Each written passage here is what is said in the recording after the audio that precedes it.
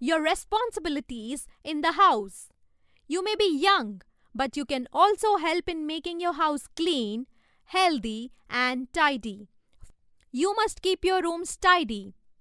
Keep your belongings such as shoes, clothes, books, school bags, etc.